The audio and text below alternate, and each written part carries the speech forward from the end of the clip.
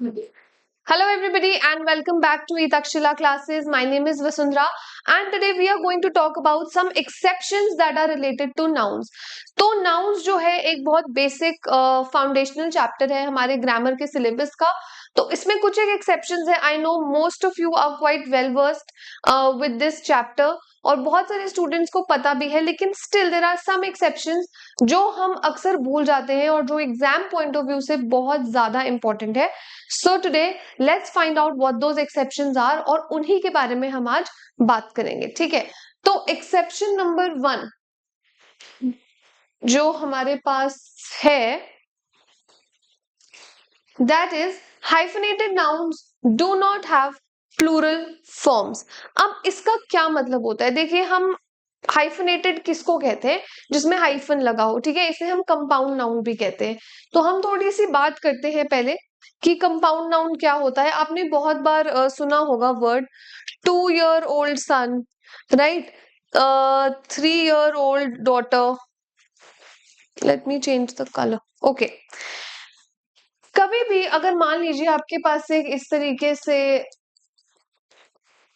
I hope this is visible, अगर आपके पास कभी भी वर्ड है 5-star होटल, राइट, आप इसको 5-star होटल्स नहीं करोगे, आप इसे क्या बोलोगे? 5-star hotel, right. अगर आपके पास नाउन है यहाँ पे स्टार होटल, स्टार की स्पेशली हम बात करें, जिन दो के बीच में हमारे पास हाइफन है उसको भी हम प्लूरल नहीं करेंगे, राइट. सो 5-star होटल, अगर यहाँ पे होता 3-year-old बॉय, तो आप अ 3-year-old बॉय लिखेंगे इसको. ठीक है, आप इसको अ 3-years-old बॉय नहीं लिखेंगे.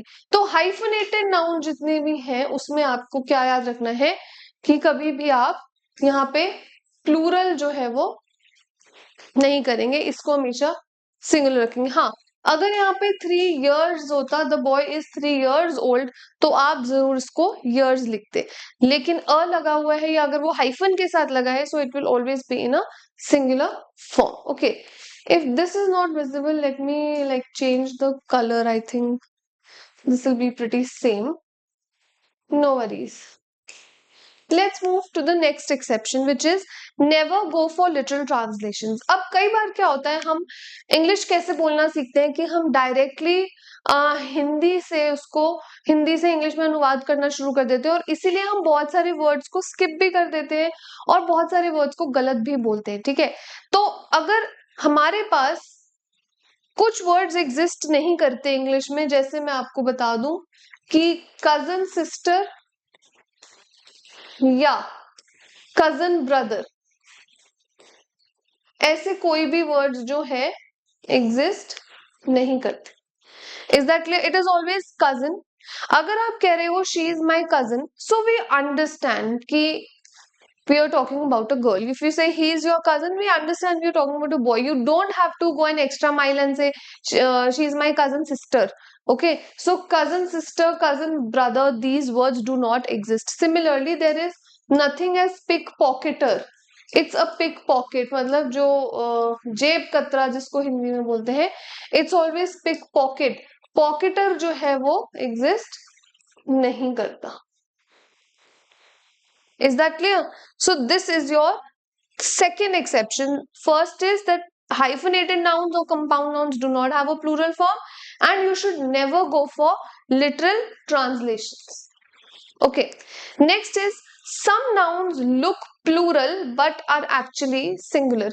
इसका बेस्ट एग्जाम्पल है all those nouns जिनके पीछे s लगा हुआ है लेकिन अगर उनको आप ट्रीट करोगे तो हमेशा सिंगुलर. जैसे अगर मैं बात करूं फिजिक्स, अब फिजिक्स अगर मैं आपको एक सेंटेंस दूं कि physics dash a branch of science, ठीक है, अब आपसे मैं पूछूं यहाँ इज लगाएंगे, चलो एक सेंटेंस कर ही लेते हैं, physics dash a branch of science, और यहाँ पे ऑप्शन है इज या आर. आप सोचोगे कि एस लगा हुआ है तो ये प्लूरल है, ऐसा नहीं है, उसका नाम है फिजिक्स, तो ये हमेशा सिंगुलर रहेगा. इसका क्या होगा answer? Is.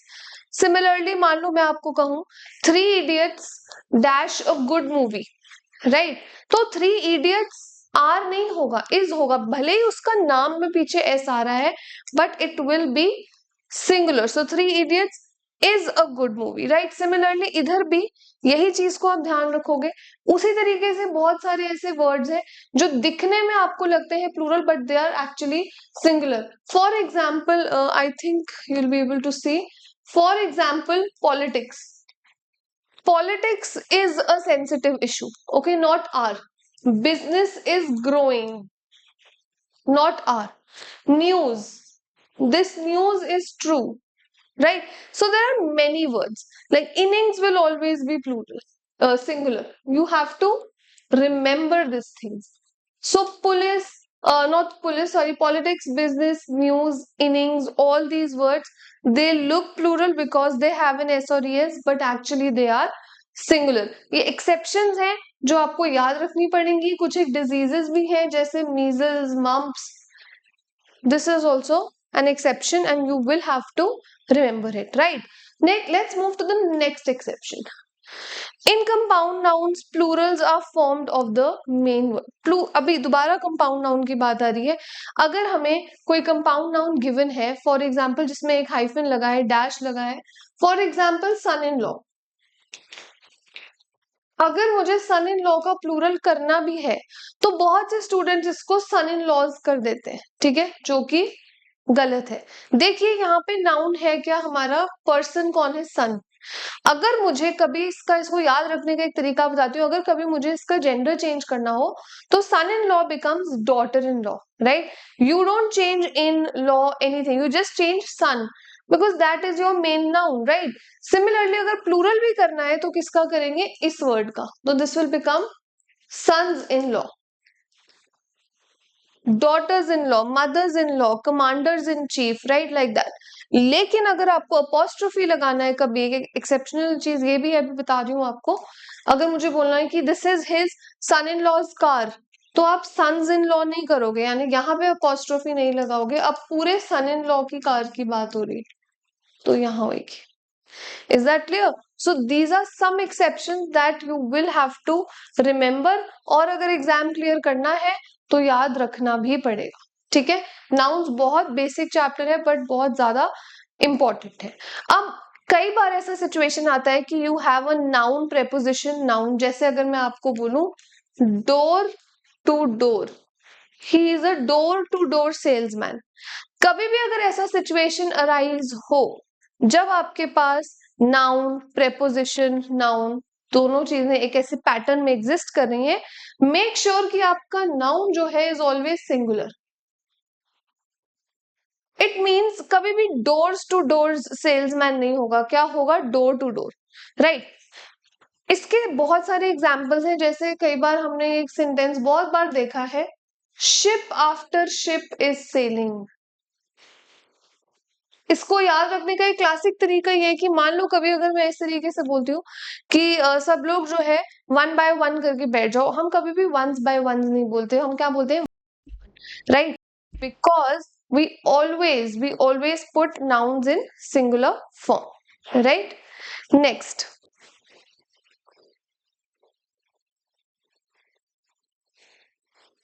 let's move to the next exception, which is rule of mass.